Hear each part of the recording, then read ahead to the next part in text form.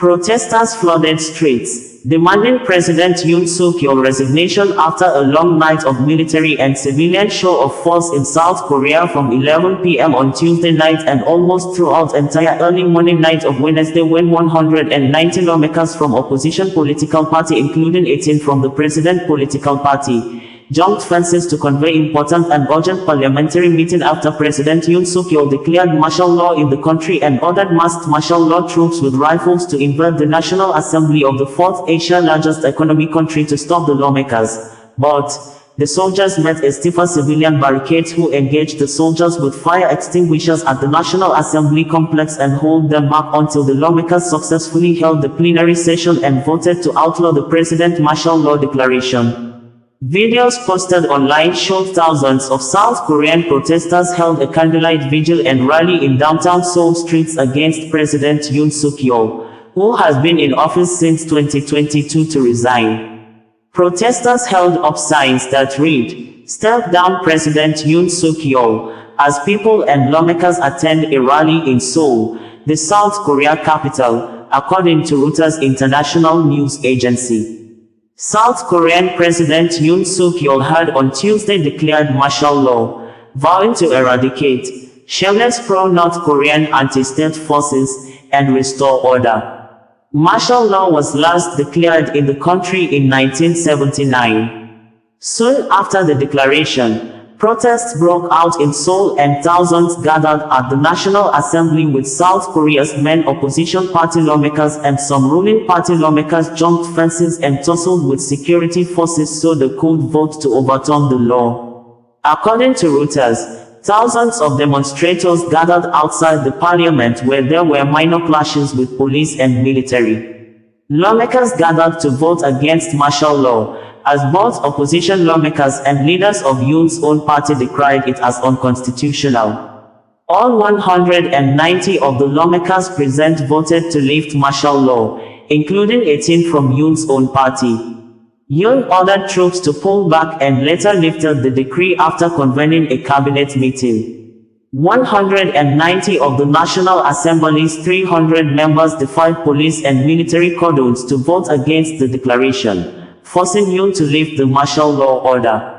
The move late on Tuesday shocked South Koreans, with Yoon calling in the military, which released a decree banning protests and activity by parliament and political parties, and placing media under government control, according to Reuters. The international news agency added that the military named Army Chief of Staff, General Park An-soo, a four-star general, to head a martial law command and released the decree effective at 11 p.m. on Tuesday. Besides banning political activity and restricting the media, the decree also ordered striking doctors back to work. Those who violate martial law could be arrested without a warrant, it said. Masked martial law troops equipped with rifles, body armor and night vision equipment entered the National Assembly, where the first of with staffers who opposed them with fire extinguishers. Secretary General of South Korea's National Assembly, Kim Min-ki, condemned the military on Wednesday morning for breaking into the legislature during President Yoon Suk Yeol's brief imposition of martial law, saying that nearly 300 troops had stormed the compound. Kim Min-ki said at a news briefing that, "I strongly condemn the illegal, unconstitutional actions of the military and the destruction it caused at the National Assembly premises due to President Yoon's decree of martial law." He vowed to seek legal remedies for the damage caused, and he said the police, who prevented some lawmakers from entering the building overnight, would be barred from the premises.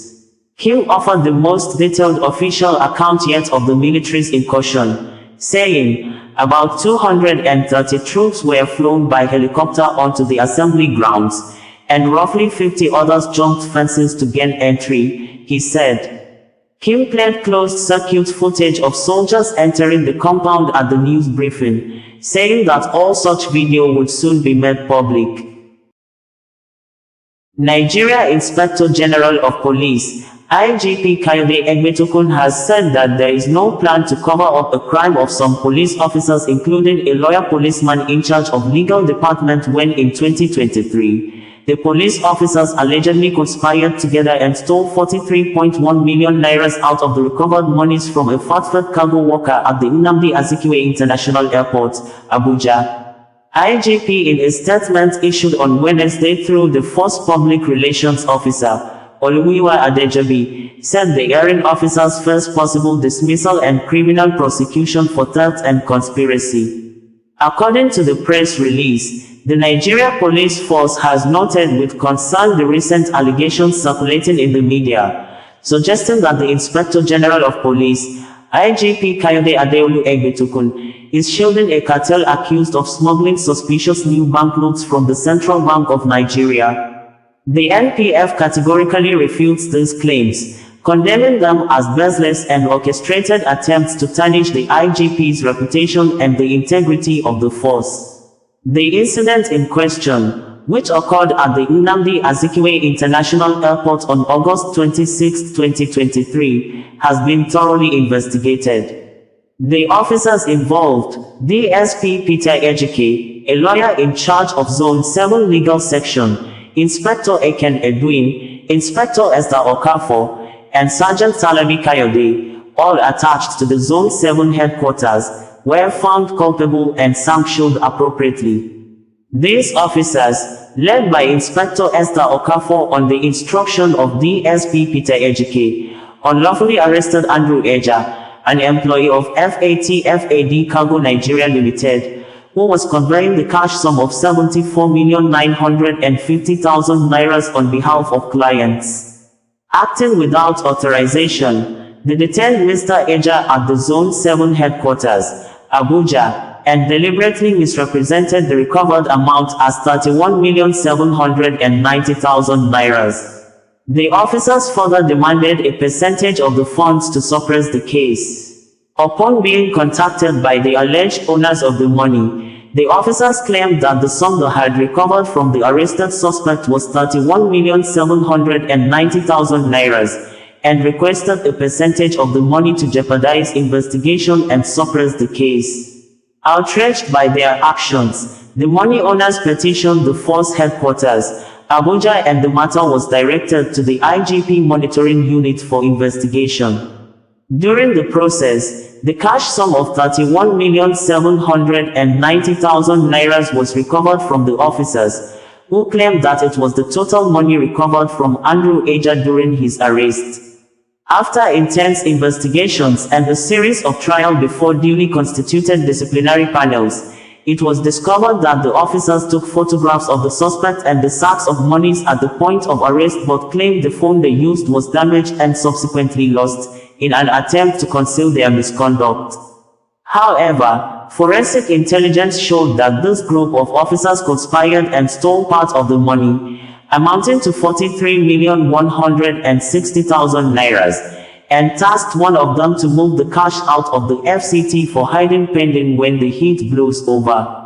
They thereafter resorted to several tricks and gimmicks in order to cover their tracks, one of which is the spread of this false narrative and misinformation to several online blogs and newspaper platforms.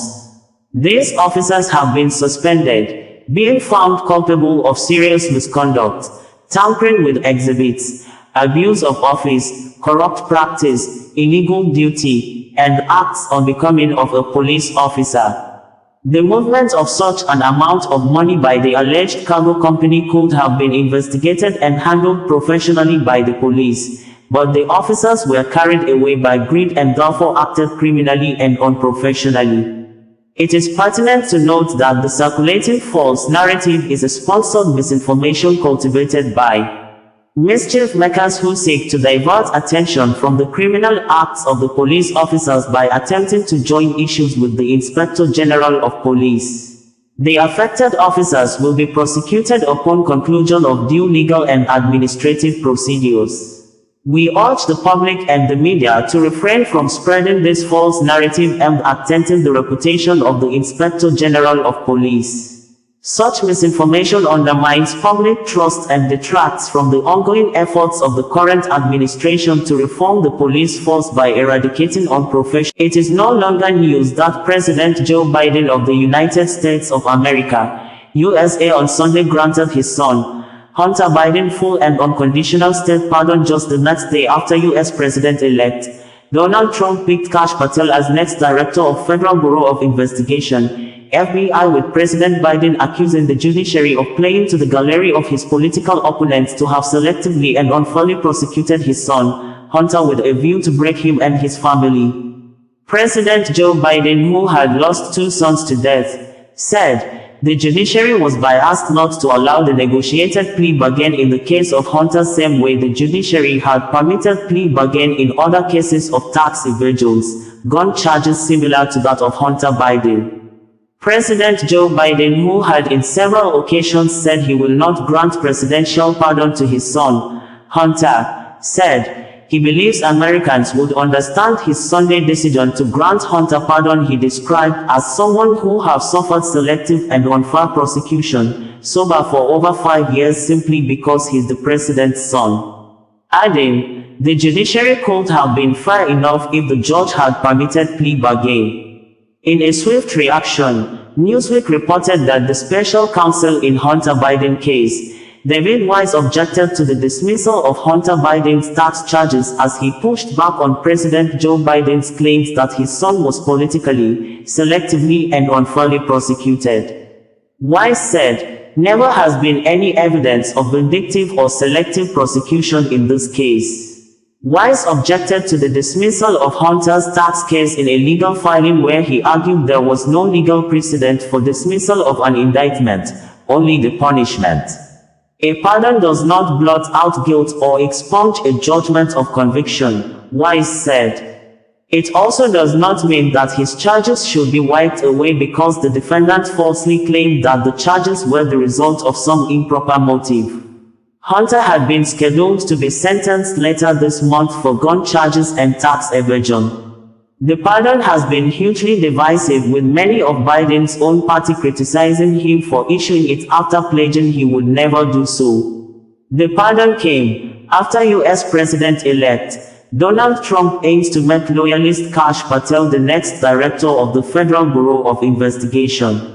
He made the announcement on Saturday, in a move that would mean replacing the agency's current leader.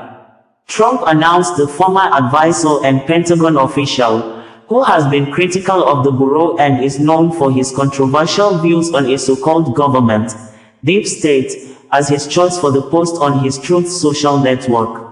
The FBI's current director, Christopher Wray, was appointed to a 10-year term in 2017, meaning he would either need to step down or be fired. The FBI under Wray, who Trump appointed, has investigated the incoming president, sparking Trump's ire. Kash is a brilliant lawyer, investigator and America First fighter who has spent his career exposing corruption, defending justice, and protecting the American people, Trump wrote on Truth Social. A fierce defender of the incoming president, Patel supports the Republican hardliner notion of an anti-Trump deep state, of allegedly biased government bureaucrats working to stifle Trump from behind the scenes, even having written a book on the subject. A son of Indian immigrants, Patel served in several high-level posts during Trump's first term, including as a national security advisor and as chief of staff to the acting defense secretary. Kash did an incredible job during my first term, Trump said, adding that the nominee would work to and the growing crime epidemic in America, dismantle the migrant criminal gangs, and stop the evil scourge of human and drug trafficking across the border. Wray was tapped by Trump during his first term, replacing an acting director after Trump fired former FBI Director James Comey. Comey had angered Trump with an FBI investigation into the president's extensive ties to Russia. The FBI under Wray went on to investigate Trump himself, searching his Mar-a-Lago estate in 2022 for illegally retained top-secret documents. Meanwhile, President Joe Biden's wife, Jill, says she supports the pardon of her son. She was confronted with a question if she supports her husband's pardon to her son, Hunter, while she was on the stage having handshakes with some participants at an event. She initially didn't respond to the question, and moved away from the direction of the person asking the question. She continued exchanging pleasantries with guests, but the question kept echoing and repeating, forcing her to walk stylishly to the stage podium mic stand, and says, "Of course, I support the pardon of my son." Political News Network reported that the Hunter Biden's pardon looks a lot like Richard Nixon's. The media went further to say that President Joe Biden's grant of clemency on Sunday night, an extraordinary political act with extraordinary legal breadth, insulates his son from ever facing federal charges over any crimes he possibly could have committed over the past decade. Experts on pardons said they could only think of one other person who has received such a sweeping presidential pardon: Nixon, who was given a blanket pardon in 1974 by Gerald Ford. Biden's full and unconditional pardon of his son is deliberately vague. Donald Trump and his allies have long fixated on the president's son, and Trump has repeatedly pledged to use his second term to investigate and prosecute members of the Biden family. Trump will not be able to undo the pardon when he takes office. The Democratic president's pardon comes as Republican President-elect Donald Trump, who has pledged to go after his political opposition, prepares to take office January 20, 2025, according to international news agencies. Responding, President-elect Donald Trump asked if President Joe Biden's pardon for his son, Hunter Biden, includes the rioters who attacked the U.S. Capitol on January 6, 2020.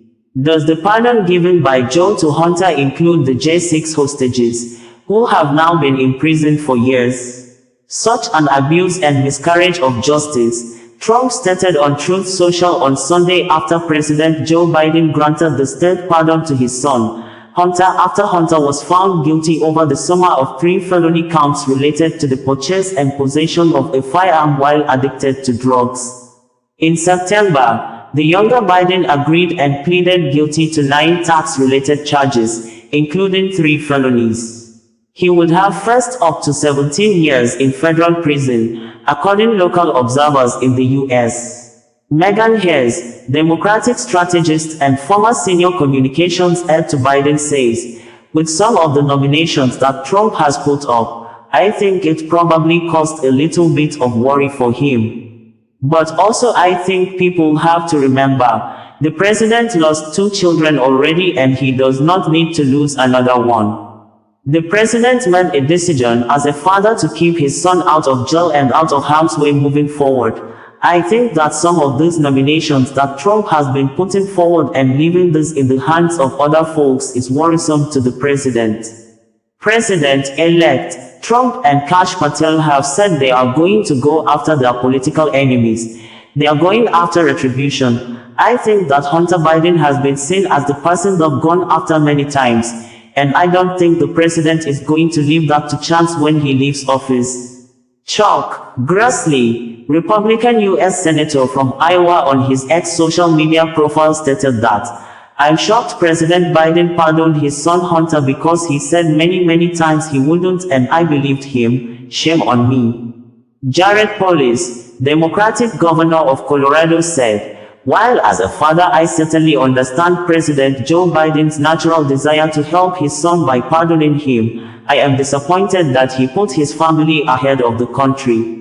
This is a bad precedent that could be abused by later presidents and will sadly tarnish his reputation. When you become president, your role is better familiars of the nation." Hunter brought the legal trouble he faced on himself, and one can sympathize with his struggles while also acknowledging that no one is above the law, not a president and not a president's son. Eric Holder, former U.S. Attorney General under Democratic President Barack Obama, stated that, "Here is the reality. No U.S. attorney would have charged this case given the underlying facts. After a 5-year investigation, the facts as discovered only made that clear. Had his name been Joe Smith, the resolution would have been, fundamentally and more fairly, a declination. Pardon warranted. Ask yourself a vastly more important question. Do you really think Kash Patel is qualified to lead the world's preeminent law enforcement investigative organization? Obvious answer, hell no. White House press release on Sunday. President Joe Biden stated verbatim below. Today, I signed a pardon for my son Hunter. From the day I took office, I said I would not interfere with the Justice Department's decision-making, and I kept my word even as I have watched my son being selectively and unfairly prosecuted. Without aggravating factors like use in a crime, multiple purchases, or buying a weapon as a straw purchaser, people are almost never brought to trial on felony charges solely for how they filled out a gun form.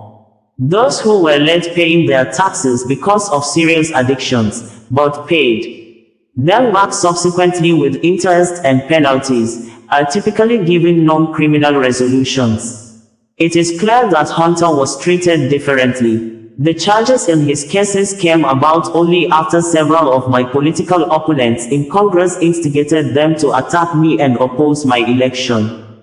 Then, a carefully negotiated plea deal, agreed to by the Department of Justice, unraveled in the courtroom, with a number of my political opponents in Congress taking credit for bringing political pressure on the process. Had the plea deal held, it would have been a fair, reasonable resolution of Hunter's cases. No reasonable person who looks at the facts of Hunter's cases can reach any other conclusion than Hunter was singled out only because he is my son, and that is wrong. There has been an effort to break Hunter, who has been 5.5 years sober, even in the face of unrelenting attacks and selective prosecution. In trying to break Hunter, they've tried to break me, and there's no reason to believe it will stop here.